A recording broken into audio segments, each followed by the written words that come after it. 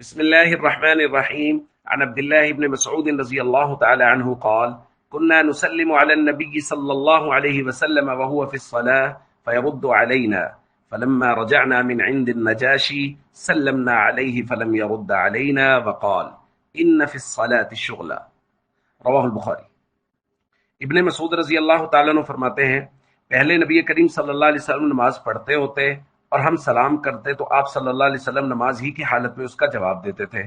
جب ہم نجاشی کے یہاں سے واپس ہوئے تو ہم نے سلام کیا، لیکن نبی کریم صلی اللہ علیہ وسلم نے سلام کا جواب نہیں دیا، بلکہ نماز سے فارغ ہونے کے بعد فرمایا کہ نماز مصروفیت کی چیز ہے، یعنی اس میں کہاں فرصت ہے جب بندہ اللہ سے مناجات میں مصروف ہے۔ دوستو،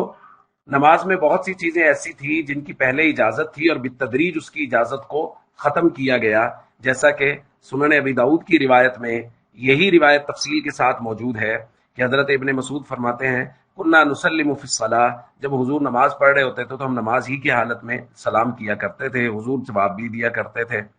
جب ہم نجاشی کے پاس سے واپس آئے تو حضرت ابن مسعود فرماتے ہیں، فسلمت علیہ، میں نے سلام کیا، فلم یرد علیہ السلام، حضور نے سلام کا جواب نہیں دیا، تو میرے دل میں بات آنے لگ گئی کہ کوئی بات نہ ہو گئی ہو، مجھ سے کوئی کوتاہی نہ ہو گئی ہو۔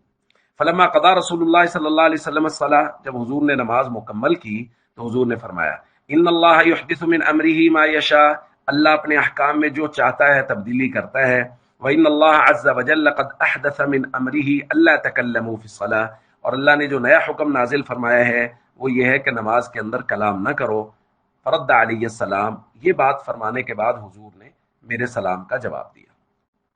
تو دوستو، نماز کے اندر بالتدریج یہ احکام نازل ہوئے ہیں، پہلے بولنے کا حکم تھا، اس کو ختم کیا گیا، پھر اس کے بعد بہت ساری دیگر چیزوں کی اجازت تھی جن کو آہستہ آہستہ ختم کیا گیا، اور نماز کے اندر سکون اور اطمینان کا مطالبہ کیا گیا کہ نماز کو سکون اور اطمینان کے ساتھ پڑھا جائے۔ ہم سب کو بھی چاہیے نماز کو اطمینان کے ساتھ اور سکون کے ساتھ پڑھیں۔